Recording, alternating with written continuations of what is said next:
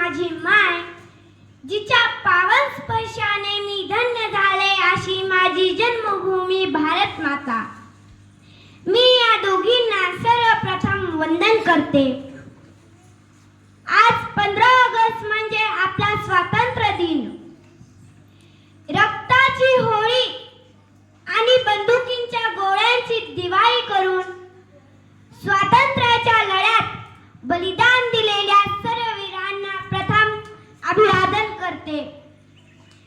कीर्तनाच्या माध्यमातून समाज प्रवहन करणारे संत तुकाराम महाराज, क्रांती सूर्य महात्मा ज्योतिबा फुले, पहिल्या महिला शिक्षिका सावित्रीबाई फुले, शिवशाहीर अण्णाभाऊ साठे, विश्वरत्न डॉक्टर बाबासाहेब आंबेडकर या सर्व महामानवांना आणि त्यांच्या महान कार्याला प्रथम अभिवादन करते.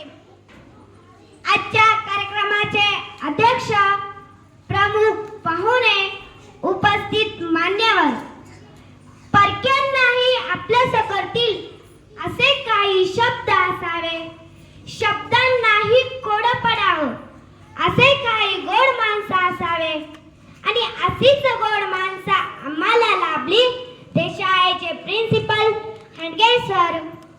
उडत्या पाखरांना परतीची तमान असावी, नजरेत सदा नवी दिशा असावी, घरट्याच काय बांधता येईल केव्हाही, क्षितिजा पलीकडे झेप घेण्याची जिद्द असावी. अशा जिद्दीने काम करणाऱ्या आमच्या हंडगे मॅडम, सर्व गुरुजन वर्ग यांना वंदन करून मी श्रेया अमोल मुंडे, माऊली इंग्लिश स्कूल पोरेगाव, इयत्ता 3री ची विद्यार्थिनी, आज मी आपल्या समोर थोडक्यात बोलणार आहे. या जगात 200 पेक्षा जास्त देश आहेत. या 200 देशांचा अभ्यास केल्यास भूगोल जास्त आहे आणि इतिहास फार कमी आहे. तुमचा आणि माझा जन्म ज्या भारतात झाला त्या भारतात भूगोलही जास्त आहे आणि इतिहासही जास्त आहे. ना पूछो जमाने से हमारी कहानी क्या है, ना पूछो जमाने से हमारी कहानी क्या है, हमारी पहचान यही है, हम हिंदुस्तानी हैं. मला अभिमान आहे मी या महाराष्ट्राच्या मातीत जन्मलेला, कारण या महाराष्ट्राच्या मातीत छत्रपती शिवाजी महाराजांनी 18 पगड जातीच्या लोकांना एकत्र घेऊन रयतेचे राज्य निर्माण केले, स्वराज्य. मला अभिमान आहे मी या महाराष्ट्रात जन्मलेला.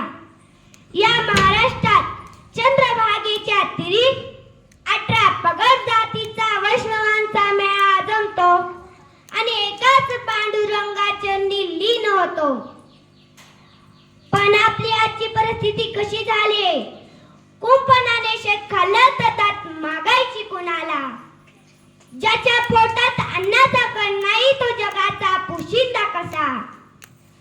आज विराट कोहली, रोहित शर्मा यासारख्या खेळाडूंच्या 100 धावा पूर्ण झाल्या की त्यांना लाखो रुपये बक्षीस दिलं जातं.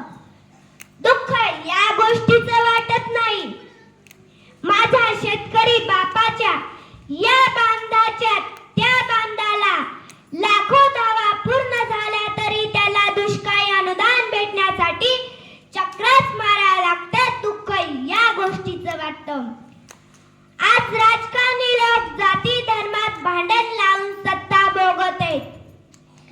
माणसाचा खरा धर्म माणुसकी आणि माणसानेच माणुसकी सोडली आहे. राजकारणी लोकांना कुणाचं काय घेणं देणं नाही. समाज कुठं आहे? सर्वसामान्य लोकांना काय पाहिजे? आमच्या शेतकऱ्यांचे काय प्रश्न आहे याचा कोणी विचारही करत नाही. मोफत राशन, मोफत गॅस, वीज मोफत, पाणी मोफत, घर मोफत, लाडकी बहीण योजना मोफत, लाडका भाऊ योजना मोफत. या मोफतच्या सवलतीमुळे लोकांना मोफतची सवय लागली आहे. सरकार तुम्हाला द्यायचंच असेल